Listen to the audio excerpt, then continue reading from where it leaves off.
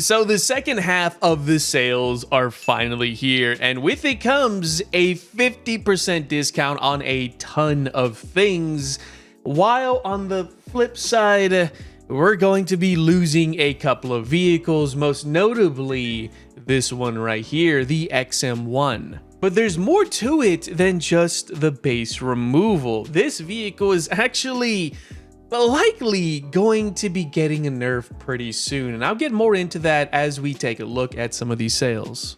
But before I do dive into the meat of this video and give you guys my personal recommendations on what you should or otherwise should not be picking up for this sale, my voice is kind of dead right now. I do apologize. It's been a really windy couple of days, and I slept with the window open, which was kind of a mistake. So I do apologize if I hiccup here and there. But just so that we come to a proper understanding, and I'm not trying to give you guys some false information, because this has been known to happen amongst us creators, and I do apologize in advance if we give off the wrong impression. The 3% discount link, to which I'll be talking about quite a bit in this video, unfortunately does not help you in the way that it normally would, meaning that since there's already a sale going on, the 3% isn't going to give you another 3% off, but it does, however, help us as content creators. So though it may not benefit you to use it, it does benefit us. We still see 3% of whatever is being sold. And yes, part of the reason I am making this video is so that I can get paid too. I'm not gonna beat around that bush. But if there's an opportunity for me to, well, make a little bit of side funds here without having to affect you guys in a negative way, why not, right? So again, if you happen to buy anything in the War Thunder store, any of these packs, use our discount link. It's a little bit of an inconvenience to click on it. Again, it does benefit us as creators. And also, I'm just going to give you my personal recommendation for everything. That Baba Yaga thing is hilarious, by the way, meaning that I have the majority of the vehicles that are currently being sold at half off. And though I may not be going too far into detail about it, I'm still going to give you my best recommendation on whether or not you should or shouldn't pick it up. Although my experience was different, yours may vary. Remember, I have almost 11,000 hours in this game. I kind of know what I'm doing. So just because it works for me doesn't mean it's gonna necessarily work for you. But I'll try to be as honest as I possibly can. So without further ado, let's jump over to the sales page and see what we've got. And to think, I've been playing War Thunder since 2015. Almost 10 years now, and the game is turning 12. That is crazy to think about, isn't it? I've been playing Counter-Strike Source for what? Up until 2018, and I started playing it back in, I think, 2010, so I thought that was a long time. But no, War Thunder has that beat. But let's read into this, shall we? We're continuing to celebrate War Thunder's 12th anniversary and are pleased to offer you the special discounts in the Gaijin store. And it starts from today, from the time that you're watching this, and ends on the 4th of November, a day before elections. Oh boy, this is going to be an interesting 2025. But let's dive into the other packs currently going on right now. So they just put an emphasis on the big ones in this page: the F4S Phantom 2, the Clickbait, the 2A4, and the SU-39. I do not own the F4S, I will say that. I don't know if I can recommend it to you, but instead, let's jump over into the actual page of the sales. Also, before we do jump into that, actually, I almost forgot this.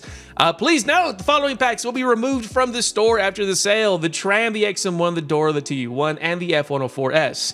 Now, I'm going to put a big emphasis on two vehicles in this one: the A6E Tram and the XM1, a vehicle that has been around for a very long time and is getting a fat nerf most likely, but we'll get more into that as we approach it.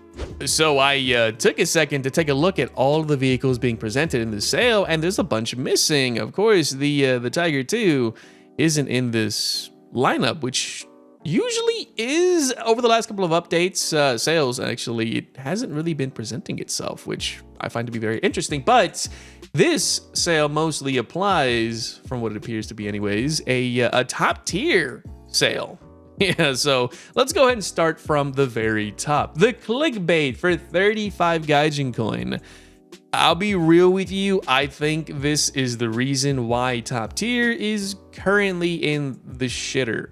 I do apologize if I have to be very blunt with you guys, but I have seen so many inexperienced players play at top tier and just decimate the win rate for the Americans. And it's been so bad right now that even I don't play America top tier. And usually I don't even stick around to play those games with them because I kind of know how it's going to go out. Although it is a solid vehicle. It's basically the M1A2 we have right now without a commander sight and weaker thermal sights. That's it. So if you know how to play the Abrams, it's the same thing. If you're new, I would not recommend this as a beginner. I would say spend some time in War Thunder, spend about 100 hours in the game before you start playing this, but there is no sense in leaving this here. You may as well pick it up while you've got it, I guess. The Phantom here, I don't own it personally. I can't speak from experience, unfortunately. So if you guys want to go ahead and take a look at this vehicle in detail, there are some other amazing creators out there, such as Defin. He's an amazing pilot, and he'll probably give you guys a good recommendation on whether or not to pick this up. I think Tech is also another good one, as well as anyone else probably talking about it. And then we have the Type 90B Fuji pack. Yes, I own this. Gaijin did give me all of these vehicles actually, but since I don't own the packs themselves, it shows that I don't own them, but I do own them.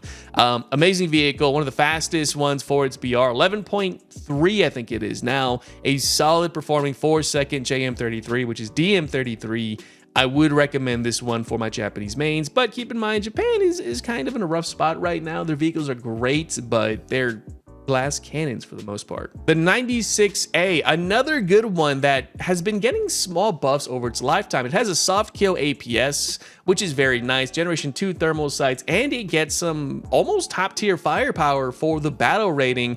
Although do keep in mind, it's basically a glorified T-72. That lower plate is gigantic, and this thing is very simple to destroy in an open environment. Although that turret face ain't too shabby, I'll give it that. The A5C is another one I don't personally own.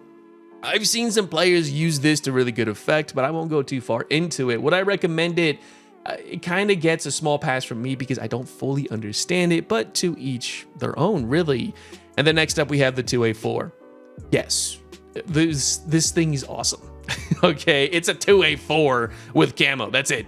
Okay, DM23-120 is a great round, great mobility, excellent optics. Its armor isn't the absolute best for the BR, but it will bounce some rounds, and in a hold down position, this thing can snipe pretty damn well. And good reload rate, down all the way to 6 seconds with an ace crew, but keep in mind, it is very expensive to do that. So yes, this gets my recommendation. The Merkava, it's kind of a hit or miss with me, to be honest. Israel isn't the best nation right now. And I'm not saying that for any personal reasons. I'm saying that because, man, the Mark IVs, dude, are glass cannons. Yes, it did get a buff with reload rate, but just the environment kind of sucks for them. And Merkavas are fun, but they're just too damn tall for their own good, and they are a nightmare to play with in urban environments like American Desert or Sun City, etc. Because the power pack being in the front, you can't really peek out too much, but side scraping in this is hilariously fun. The Christian 2 is the same as the 2A4. There's like nothing different about it, to be honest. So whatever I said about the 2A4, same for this. Sweden is an amazing grind, I would say. Also, why is this more expensive? $69.99 versus $64.99, and they sit the same BR. That is interesting. Gaijin, you got some explaining to do here, okay? T29. I mean, cool. I don't personally own this thing. I never desired it. I don't have any thoughts on it. I'm sorry, guys.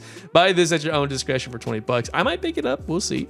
Su-39. Oh, man. This thing, 2 TE missiles, a IRCM for the rear. So good luck locking on this with IR missiles.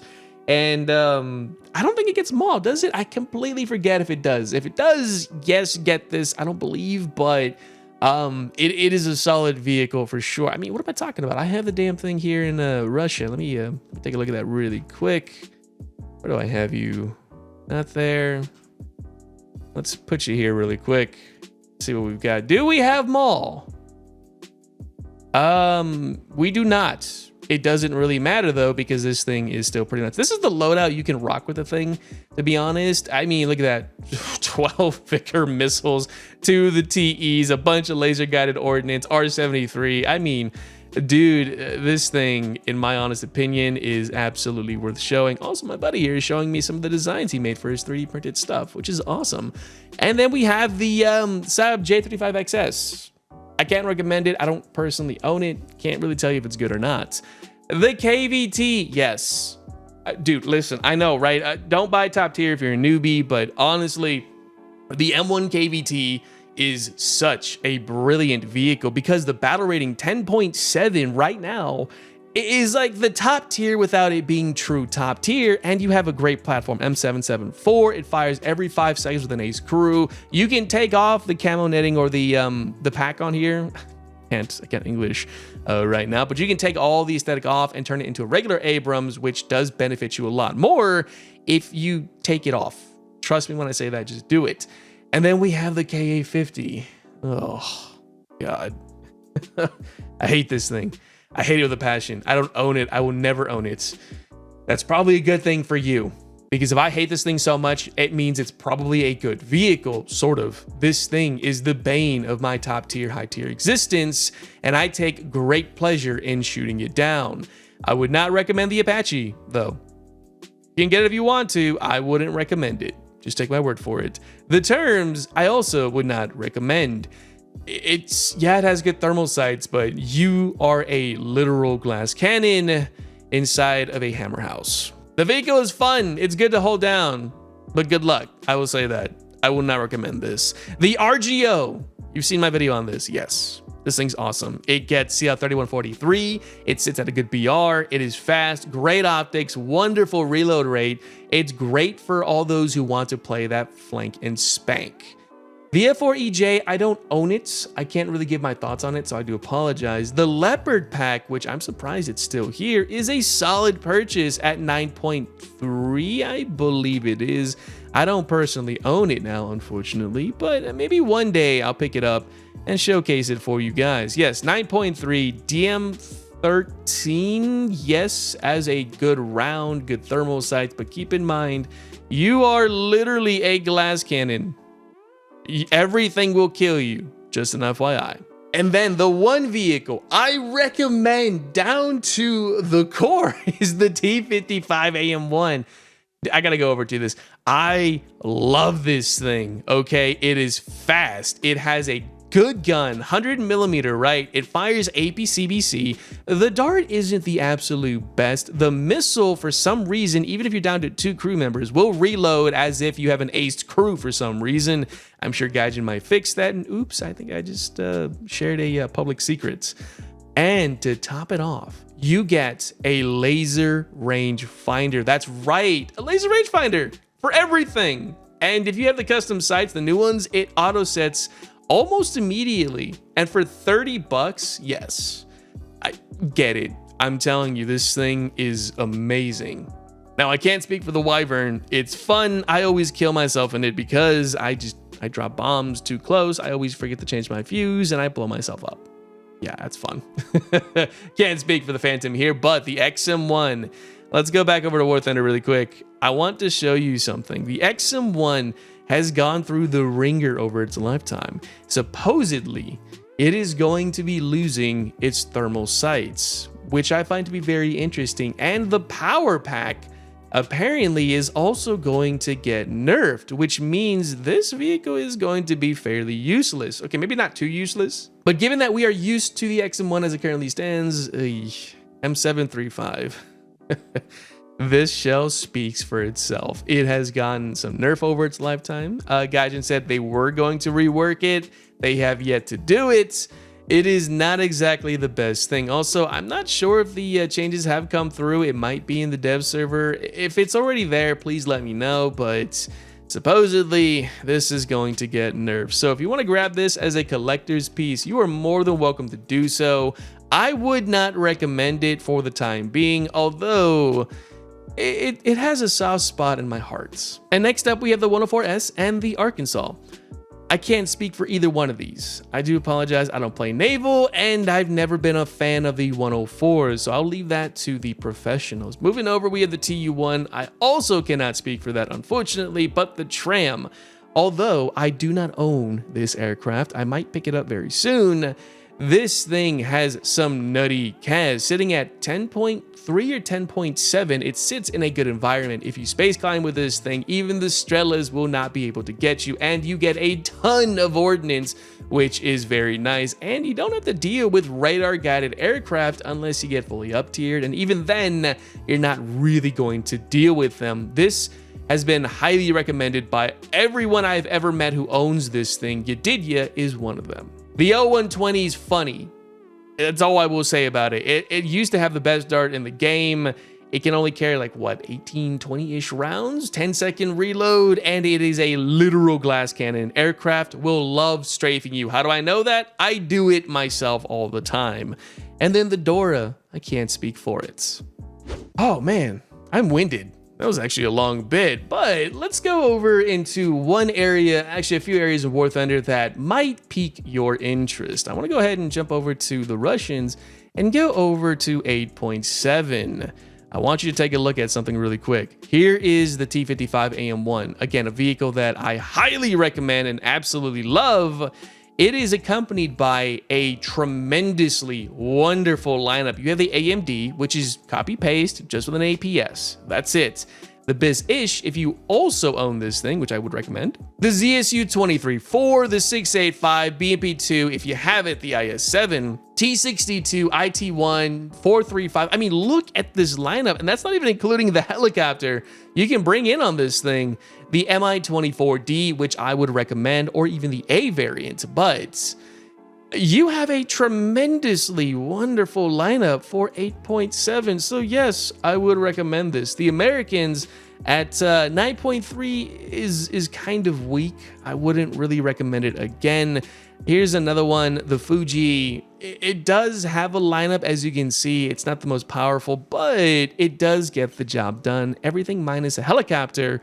And the F5 EFCU is amazing. Yes, I would recommend. Looking at the Chinese with a 96 AP, which I think sits at, what, 10.3? There it is. It does have a fairly formidable lineup as well. You do have the new Antelope, the 96A, the ZBD-04, the QN506 if you do own this, the ZLT, and even a helicopter wielding some TY-90s. Yeah, you can bully this as its little anti-CAS cap-capable helicopter. But one recommendation that Gaijin didn't bring in, which I'm big sad by, is the Tiger II H SLA-16.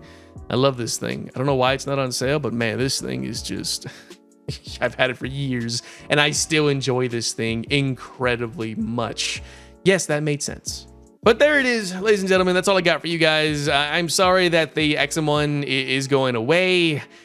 Now that I look into this more, I say, yeah, grab it just for the collector's sake because it's fun.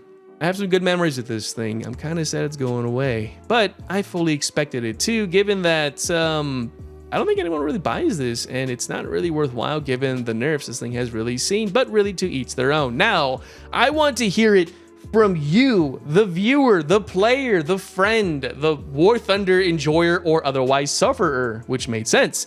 Let me know what you guys think about this current sale and what vehicles should you guys pick up. If you have a good one, give me a detailed comment down below why you should or shouldn't get it, and I will heart that comment. Cool? Cool. Anyways, this was fun. I'm gonna go ahead and jump back over to the regular videos as I've been doing way too many talking heads, and I'm looking forward to the next Wombo combo. So I hope you guys did enjoy this. Please don't forget my 3% discount link, and I will see you not only in the next video or even the streams, should you tune in, but also in the upper BRs of War Thunder. And I am unhiding my name, more so nowadays. Yeah, I'll see you next time.